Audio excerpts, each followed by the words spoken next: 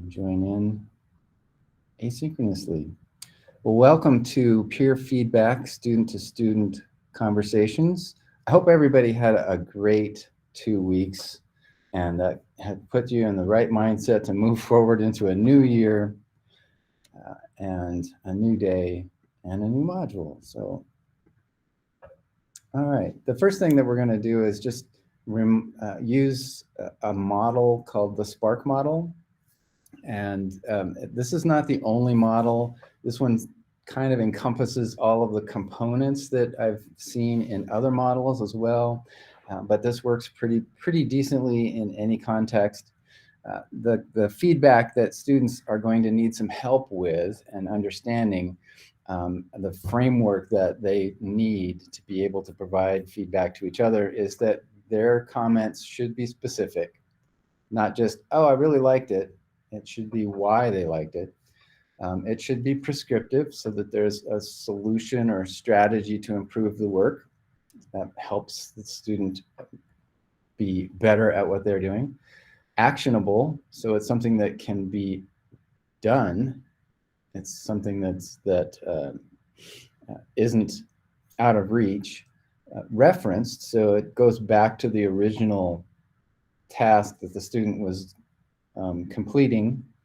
And also that there should be some kindness involved, that we are, after all, trying to take care of each other, and being kind to each other is definitely a good idea. And the Spark model is a good framework for improving student context, student feedback to each other.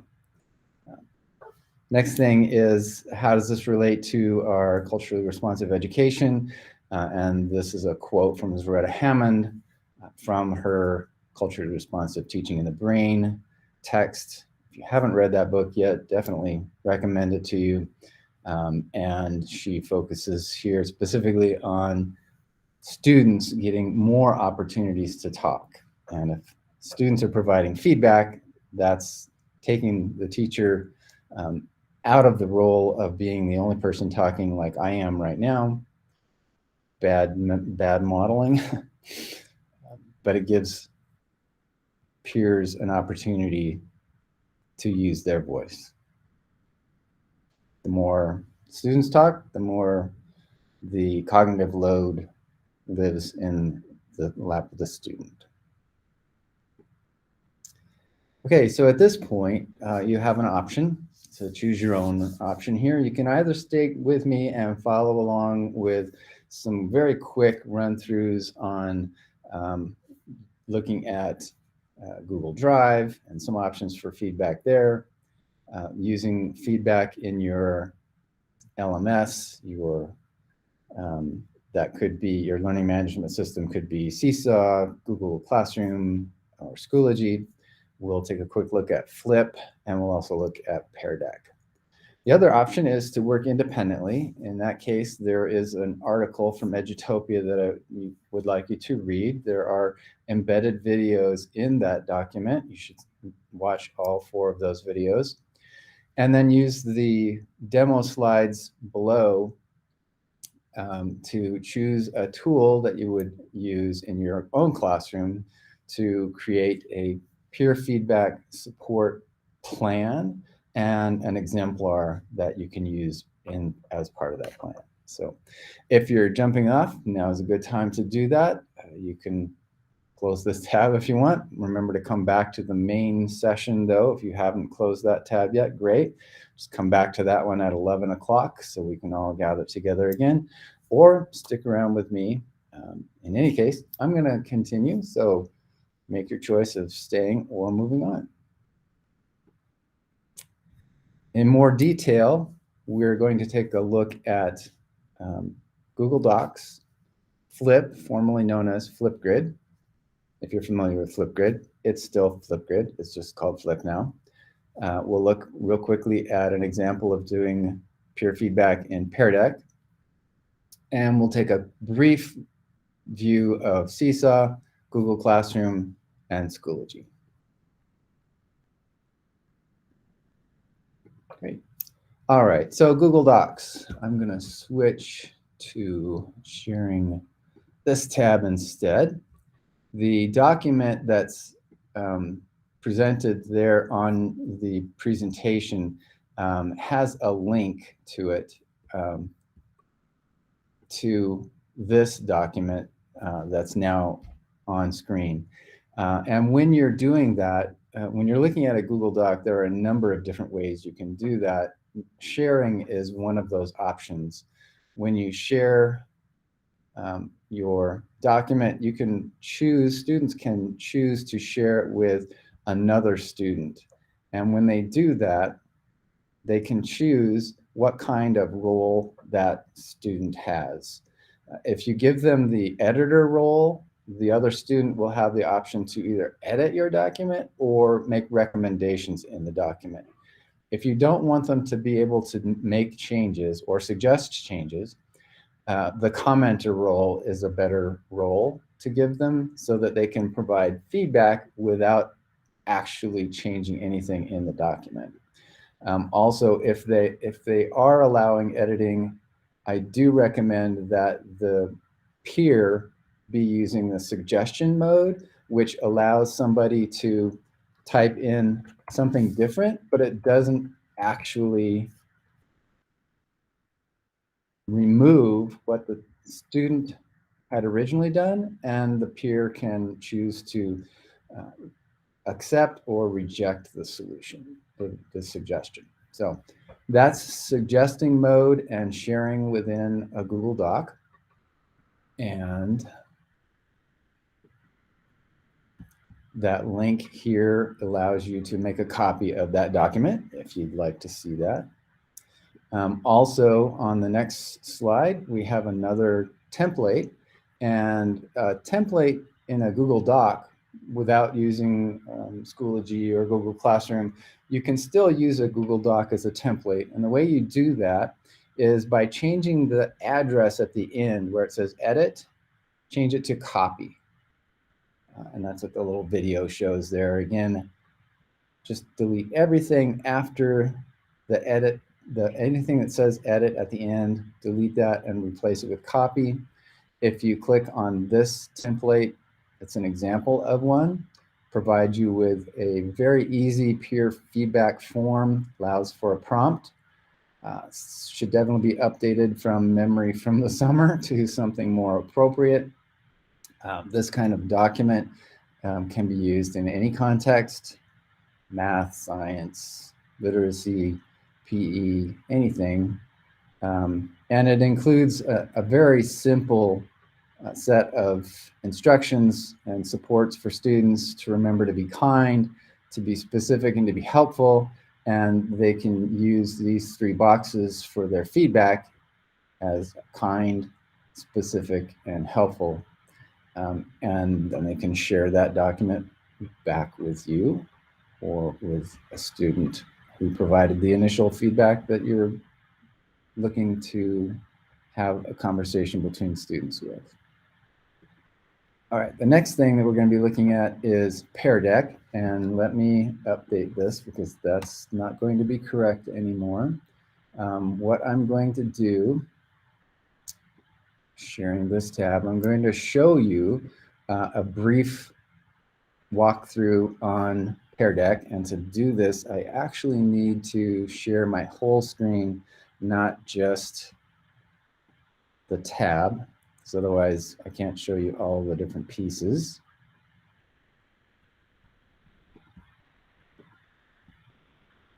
All right. So here we are with a very brief Pear Deck presentation. I'm going to start the lesson. Before I do, I have these three lines, these options. And in that option, one of those options is to require student logins. If you want to have students provide you with data that you want to go back and collect and review, you want to make sure to turn that on. If you don't care if they are signing in generically or not, you don't have to change that. But if you'd like to have the data associated to specific students, you want to go ahead and turn that on. And that will require them to be signed into their Google account when they view it. I'm going to leave it as is. And I've already added a little bit of Pear Deck magic on the next 2 slides. What I'm going to do though is start the lesson, which will give me a new option. I can either do this as instructor-based or student-paced. Student-paced means that they can do it on their own pace. Instructor-paced means I'm in control of which slides are being seen and at what time. I'm going to start with instructor-paced, letting this load up. It gives us a new session. This is my little teacher dashboard. So there are actually several different windows. The most confusing thing about Pear Deck is that there are multiple screens involved. So I'm going to put in that code also in the deck. OTZRBC. And you will access that by going to joinpd.com and entering this ridiculous orange turnip zestfully raised determined carrots code, OTZRDC.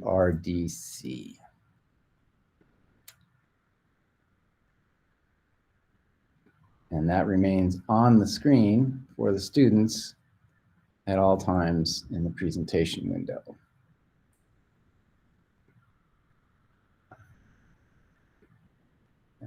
No, put that one away.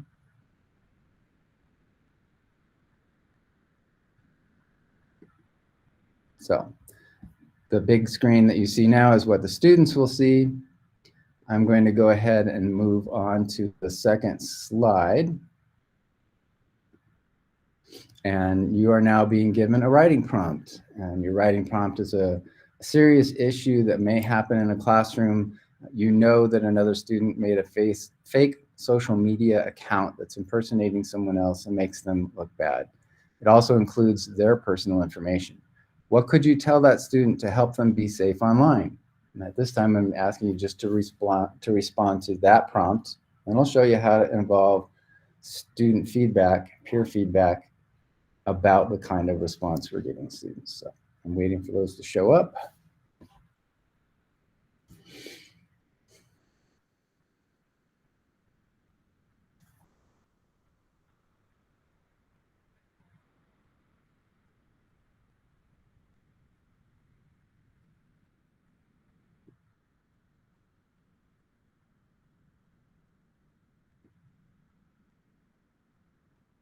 Terrific, thank you. So lots of great advice. Hopefully you're never the recipient of this kind of treatment.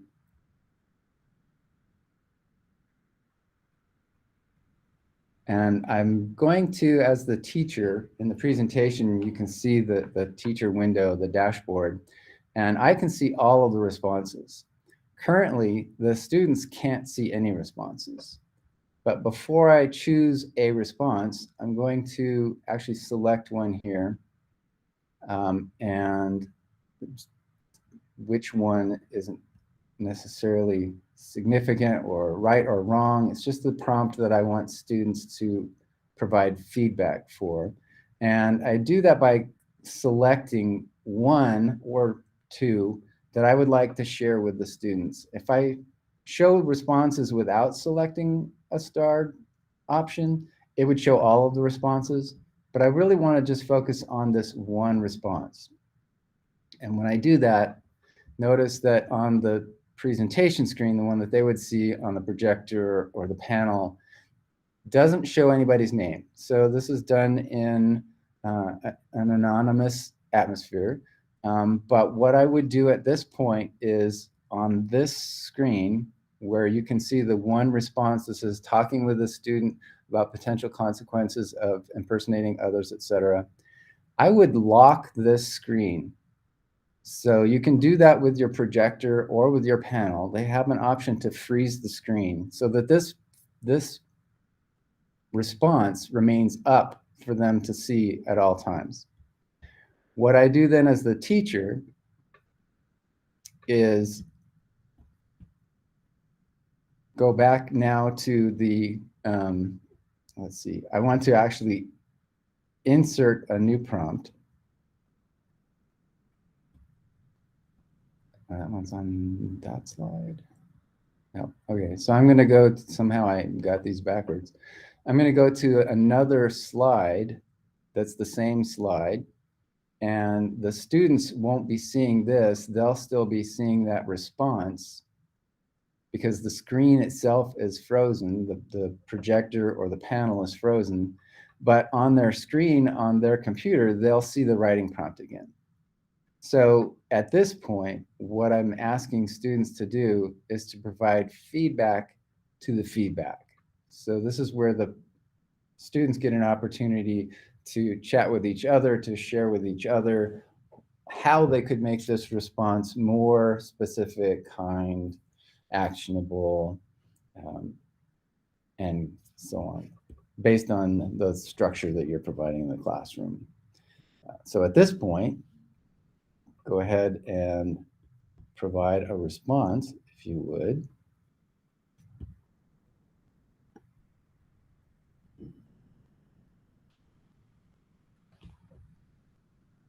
Just to see how that works.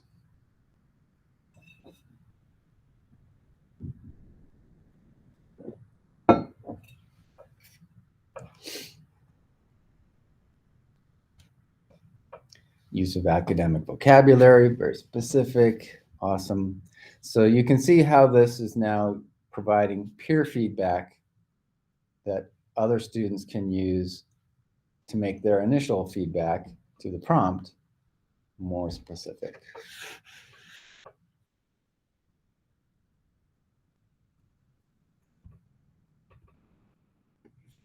And I'd be happy to walk people through that more if they need some additional support using Pear Deck to gather student feedback. But the trick there is grabbing that screen, freezing the panel or the projector so it stays up, and then the kids can provide their feedback to that response.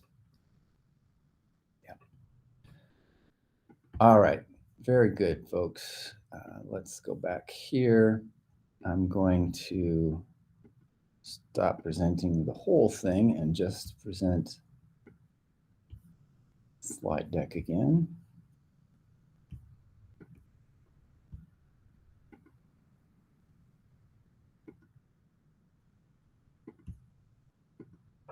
All right. That was Pear Deck. Secret sauce there is selecting a specific response and locking the screen so that that response stays up for students to respond to. All right, another way to do this is to use Flip. And what you would do is create a video of your own that, again, is something you would like the students to respond to, and they will be able to see each other's responses. And this is an example up here on the screen. If you click on it, it doesn't go anywhere, but it does give you the link right below that. So again, click on the link, and below that, there's the link again. When you click on that, it should bring you to this group. If it asks you to log in, use your Google login. Just click on the Google option. And then inside this group, the group is really what's being shared, is a prompt that's also linked in the slide. When you open that prompt, there's a 1-minute video on why pupil voice, student voice is important in your classroom, asking you to create your own video reply to it. So I'll give you a minute or so. Let me know if you're running into any issues getting to this screen. But the link should take you to this group page with this one prompt. Watch that video and add to topic to provide your feedback, just to see how video might work.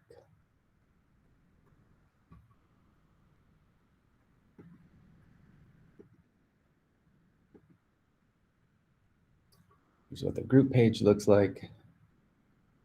This is the prompt, the video, and the topic ad.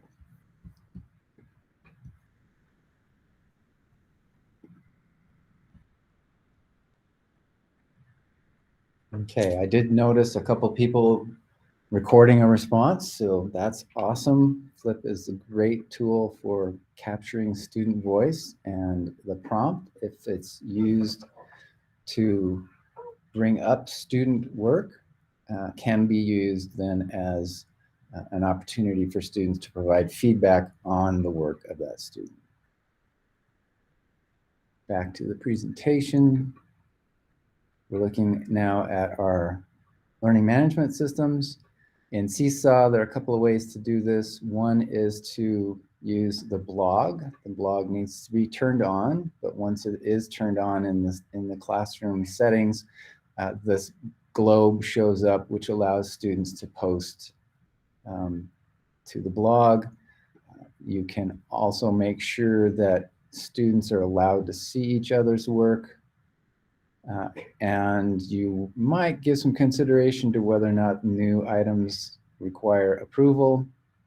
If you have some challenging students who enjoy putting up inappropriate content where other students are going to see it, you might want to make sure that any new items require approval. If you think that the students are all doing a very nice job of being kind and respectful to each other, you may not need to do that step, but in any case, it is an option for you to consider whether or not to approve items for student view. And then as the teacher, you have options to choose which students are receiving activities. It doesn't have to be all of them. It can be a small group of students who are seeing each other's feedback. You do have that share item option as well. So Seesaw does give you some options to be able to provide some student feedback. Google Classroom is kind of limited a little bit in a way. It only has the option in the stream to add announcements to which students can reply. So again, that would be a prompt that involves student work, and the replies then would be peer feedback from other students to that particular prompt. In Schoology, we have a couple of different ways to do that. One is in discussions, and just to highlight, there is an audio video recording option, so students can provide audio and video responses to student responses, and that's in the discussions area. Also in updates, that's another section where you can provide the option for students to respond to each other's posts in an update as a response. And that's also where you can choose to moderate posts as well. So updates allow you to moderate those posts. The third way in Schoology is to just create a link to an external tool like Screencastify. My Screencastify submit at the moment is not doing what it should do. Let me switch back to the whole screen so you can see what this looks like in the presentation. I'm getting an error message, but I'll show you the steps that you should be able to take.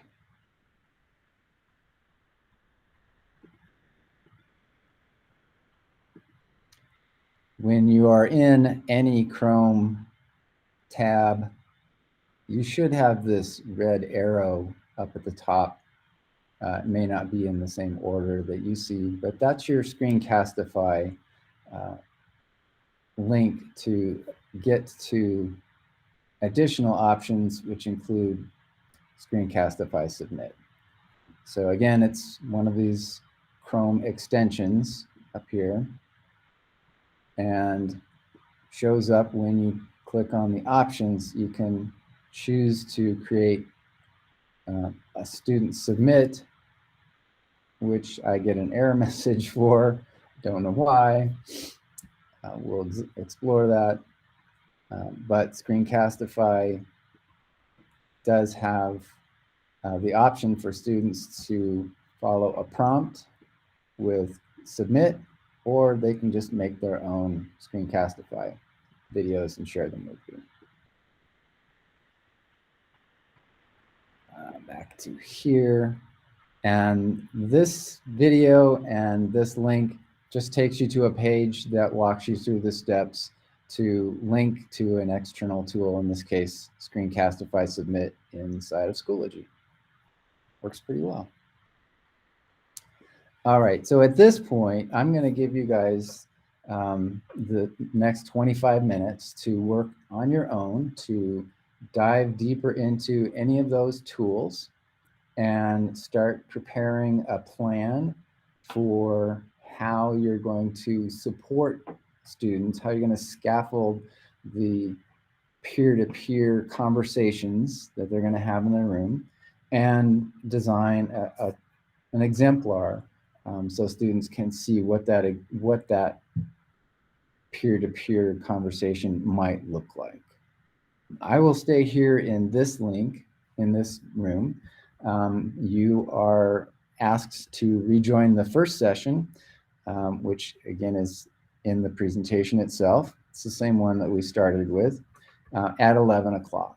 So at this point, you are welcome to hang out here and work out or jump off, and remember to come back to the first session at 11 o'clock. I'll hang out here in case anybody has any questions. Thank you for joining me today.